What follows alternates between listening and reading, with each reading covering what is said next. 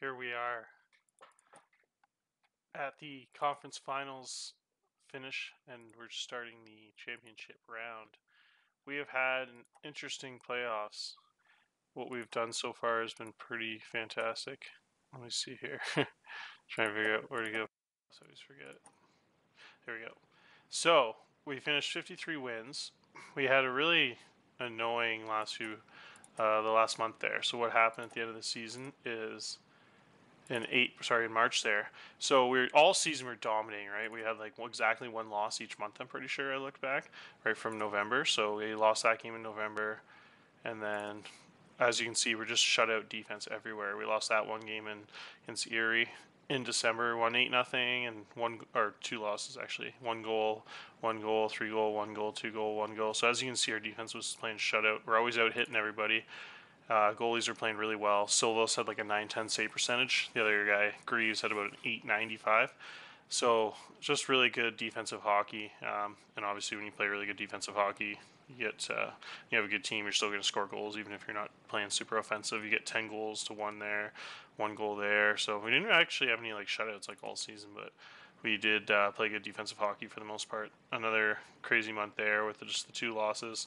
5-2, and then 4-0. But then 1 goal, 2 goal, 2 goal, 1 goal, 3 goal, 3 goal. So really, really solid month there again. And then what happened is we get to March, and all of a sudden the goalies just started playing terrible. As you can see, we lost, and it was terrible because the goalie, so especially Silvos, he had 3 stars on fire, which makes a big difference going to the playoffs. You want to have momentum.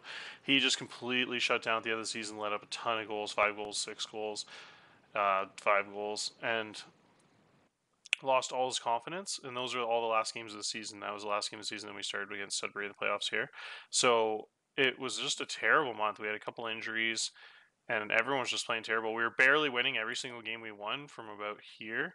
As you can see, we won by 1 goal there, and then we only won by 1 goal there, and won by 1 goal there. So we literally didn't have a game where we won by more than a goal for like a month going in the playoffs after being like 50-8 the season. So it was pretty terrifying. I've had a bad feeling going in the playoffs, but I knew our team was really good. And it just we just got by, and I actually got pretty close to almost just going with Greaves in the playoffs because Silva's playing so bad. I don't think Silva's had a game over like an 860 save percentage in the last month.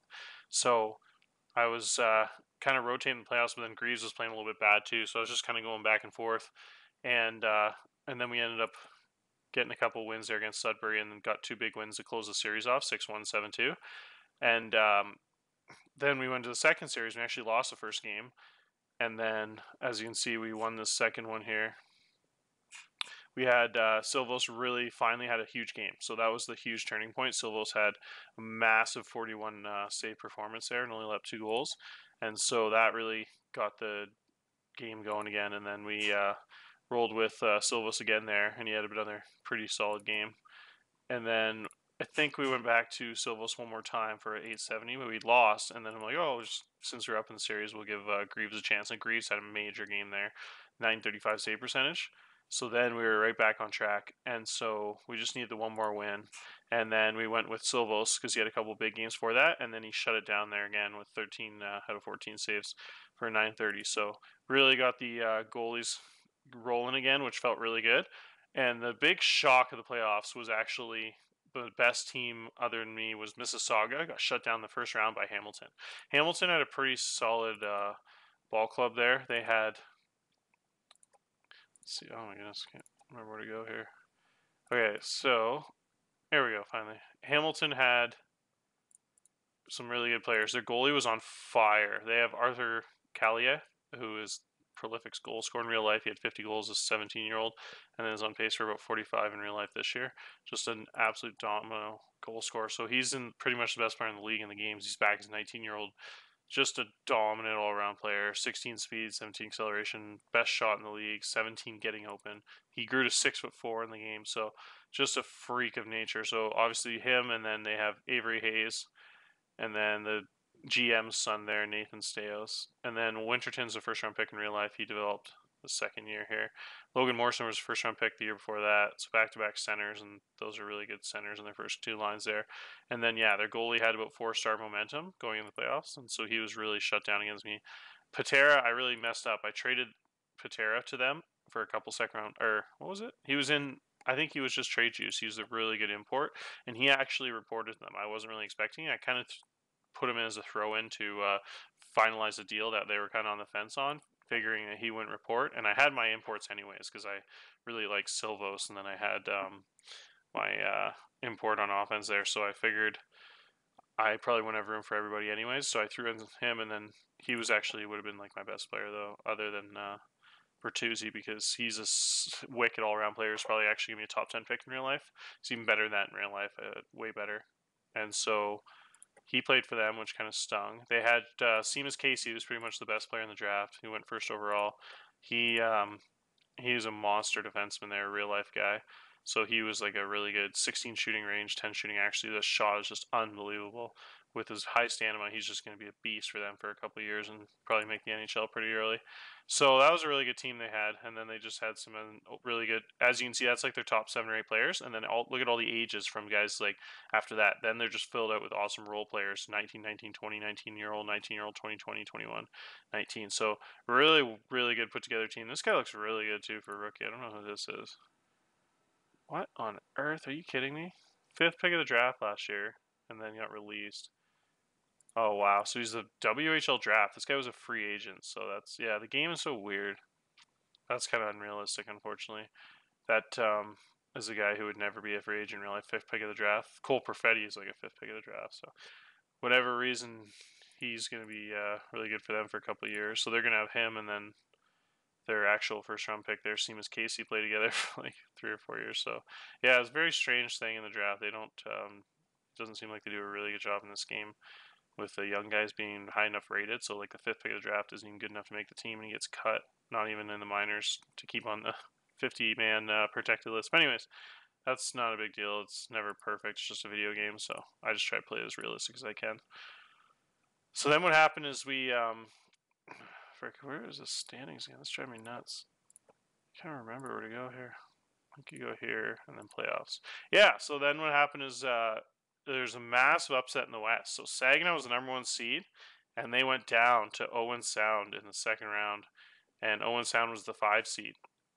And so the 5 seed, the 2 or 3 went according to plan there. Kitchener was really good. They swept. And then Owen Sound in 7 games actually upset the #2 seed. So if you look at Owen Sound, who's going to be my nemesis there in the championship, Owen Sound is not super strong ball club. They only won 34 games. Chalky is a really good player. They have first round pick in real life last year, Danny Gore. And then they got a couple other solid players here. The really good goalie that's an older player now, 19-year-old, turned 20. They got the good OA defenseman, Carter Robinson. And then I'm not sure this guy's Liam Van Loon's pretty solid too. So they're definitely not nearly as good as a couple teams I played. I was not expecting to run into first pick of the draft, Adam Pantelli. How'd he do? Yeah, he only had 14 points there. He'll be a solid player. So they're not super strong, so I'm expecting to win this finale here. And the one thing I didn't really talk about is we didn't talk about the series here. So if you look at my schedule there, gosh, seems difficult to navigate sometimes. I blew out Kingston. Kingston had Shane Wright, but once the goalie started playing better, we were set. We only left 1 goal there. Big game by Silvos again. Silvos really picked a good time to turn up. The other thing I didn't talk about is Jacob Frasca's had a monster playoffs. He has 8 goals in the playoffs. And so does Tag Bertuzzi. They both had 8 and 9 goals, I think. So those guys have been wicked. The 2 brothers, now that they have that high chemistry, are just playing wicked together. Almost every single game they're in on each other's goals, which makes sense. They're line mates, but it just seems even more so than normal. And then we won 6-1. Another huge game by Silvos, 9.48%. So he just picked the perfect time to really turn it on. Then we put Greaves back in goal. I thought he earned it, and he had a monster game, but unfortunately we lost to a dominant game by Dugas. Shutout, 36 save shutout, one of the best performances all season. So Graves had actually probably the best game of the year, 980 save percentage almost, and we lost that game. So just unfortunate for him. He played incredible though. So then I think we went back to Greaves just because he had such a monster game and picked up some momentum.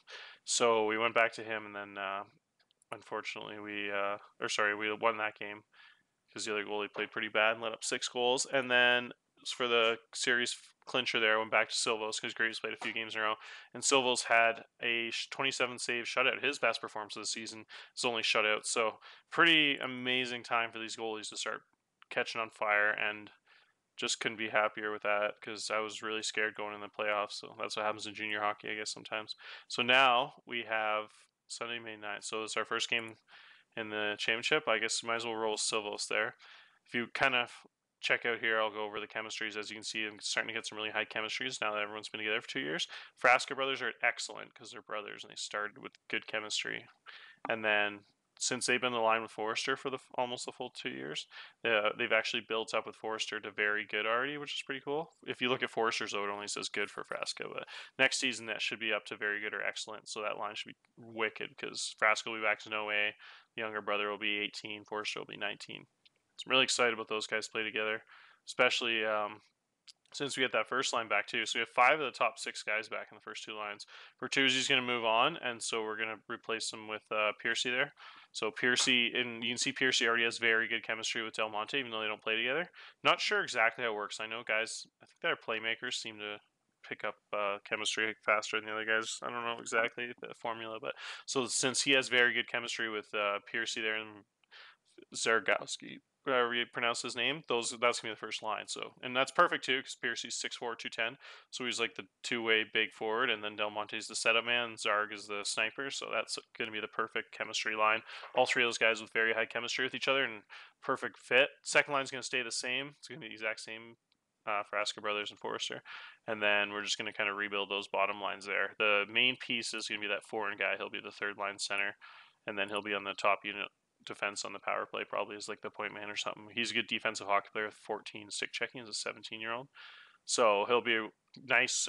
He's almost a little bit too good maybe to be on that third line next season. So, but you never know with injuries, he could always move his way up. It's just those top 2 lines are already set with the chemistries and stuff. So I'm not going to upset a guy with like very high or excellent chemistry to teach this guy, especially since he's a center and we have all the centers we need in those top 2 lines, because Frasca's going to stay at center for sure. And then Del Monte on that first line. So Ludwig will definitely, I think, settle in that third line. But as I mentioned, he can do a good job on the power play, playing the point. So let's start simming this last series here and see how we do. So first game, we're going with Silvos, and we win 2-1. Looks like Silvos had a big game in net. We let up 1 goal, so that's a good start. We lost Reeser. We're gonna actually, Brand's a starter anyways. Brand was injured and his endurance wasn't quite up, so now he's back to full strength, the 6'8" guy. That's why it's nice having that depth. Before the season started, I already had the 3 19-year-old defensemen, but I was like, you know what, this is a championship year, so we're going to try and get a good backup. So we actually traded for a 19-year-old who is pretty solid. 6'5", another monster, 11 stay-at-home defense, because all those left defensemen are stay-at-home guys, and the value's not as high as the offensive defenseman to trade for. So if you're looking for a defensive guy, it's pretty easy to just find a big bruiser. So you got him really reasonably, and actually it didn't turn out too good, because what we had to do is we had to give up. Oh no, sorry, that was a different trade. Yes, so it was pretty easy to get him. Just give up a couple 8th and 10th round picks and stuff. So, anyways, we won that first game, 2-1. Frasca had a goal, and then the guy we were just talking about, the foreign guy, Pearson, had a goal. So that was a pretty sweet game. Silvos had 944 save percentage, so another huge game by him. It's just unbelievable. We're going to go back to Greaves just because both guys are playing so well. Might as well just keep rotating them, stick to what worked all year, and won us 53 games. It's kind of tempting to go with Silvos again, but I'm not going to lie, but I want to be loyal there. So, let's see here. Boom. 4-0. Oh, what a play to go to Greaves. That worked out well. Got lucky there. Huge game for Greaves there, obviously. The shutout, only the 3rd one of the season. Brant Clark had another goal. Now he has 5 in the playoffs, a defenseman. Nice to see Duhart getting the board. He's been quiet for a couple months. Now he's on the wing on the 4th line, so not getting a lot of big opportunities. But Frasca had another goal there, and then the big 6'4" Tabak, the 4th line grinder. So, huge game by Silvos, 22 save shutout. So that's wicked. Sorry, yeah, Greaves. So now he's up to 2 stars. So really the goalies are just carrying us through the playoffs here. Alright, this video's going to be a little bit longer, but might as well make it a long one if we're going to go for the championship here. So just double check the injuries. We're all set. Just the one backup guy's injured, that's fine. And we're on the 13th, the 3rd game, up 2-1. I don't remember if I switched the goalies. I think I went back to Silvos, who didn't have a good game, so it looks like we're going to go Greaves here, give him a chance in the clincher. I'm really on the fence about bringing Greaves back for no way season, so it's going to be really hard not to if that well he's played this playoffs, if he clinches the championship here, and is in net for the championship game. Let's see here. We got pretty lucky winning this game 6-5. Or sorry, 7-5. We had a big game by Brandon Clark with 4 points. The third line winger Nolan Hutchinson had 2 goals here, which is wicked to see. Tabak with another goal there. The couple of defensemen scored on the power play in the second period there. Got Del Monte an assist, Frasca an assist. And then what do we get here? Zarg. We got another goal. So 4 big goals by a defenseman this game. That was huge. Almost all of them scored there. And we had Silvos 8-15. So yeah, we're definitely going to roll with Greaves in this final clincher here and see if we can pull off the championship. Let's go. That's what we've been waiting for. And Barrie wins it. Oof. 4-0. Sweep. That's nice. Get some good. All the awards are out too, so I'll have to go over that. This is going to be a really long episode. Can always split it up. So, 5-4, the championship. 45 shots on net. They actually out-hit us 26-17, which is pretty funny. There must be, I've noticed all the playoff games, the hits are way up. Almost every team I played in the regular season, I'd out-hit like 20-6, 20-7, 25-10. So in the playoffs, they must change the intensity, or the teams are changing their game plans or whatever. So that's pretty cool to see. So I'm actually getting out-hit a lot of the games. Against Hamilton, they were having like 20, 25 hits a game. So Fantelli scored there. Frasca with a big goal. And then we had a bunch of penalties in the second period there, and then Zarg with a goal, Piercy with a goal, and then really a couple goals by Gore there, and then the defenseman Jack York had the big one on the power play, it looks like, to the game-winning goal there. And in net, Jet Crees with a really weak game, actually. He let up 4 goals and only 17 shots, but it was enough. So we win the championship. And I don't want to have this episode go on much longer. I just want to quickly check out the all-rookie team. We had, this is all flawed. Lennox been in the league for like 3 years. Chase Stillman, second year in the league. So it's all glitched out. Beck's an actual rookie. Beck had a huge season, which is cool to see. And that's actually the older brother of Fantelli, Luca Fantelli. First year in the league, he was playing junior a couple years in a row. And then we have, so yeah, Beck is really the only real rookie.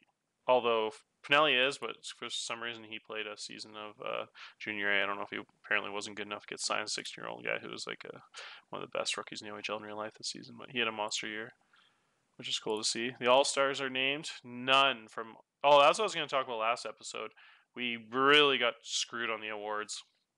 We lost out in almost all of them for how good of a season we have. Our goalie, Silvos, who was 30-2, didn't even get nominated. Led the league in wins. Didn't get nominated as a top 3 player for goaltender of the year, but I wasn't even too disappointed because I was kind of pissed off at him with how bad he played at the end of the season there, so wasn't shocked. Brandon Ottman had a huge season, 46 goals, 95 points. We did win the award here as the front office, and then let's see what else we won. We won the Dan Snyder Trophy, which I'm not even sure what that is. I got to look that up. Maybe that's the playoff award or something. And then the goalie for North Bay won the goaltender of the year there. Hardy, the Barrie boy in real life, he won Eddie Powers there. And then Brandon Clark won the playoff MVP. That is wicked. Going into his draft, that really is nice for his stock. That is so cool. I love to see that. And then Graham Clark for Ottawa won the Red Tilson as the league MVP this season. Had a huge season. That's a little bit of an upset. I thought Ottman would win it there. Clark, pretty cool to see the 19-year-old Ottman was only 17. So nice to see the Graham Clark, captain of Ottawa, there win that.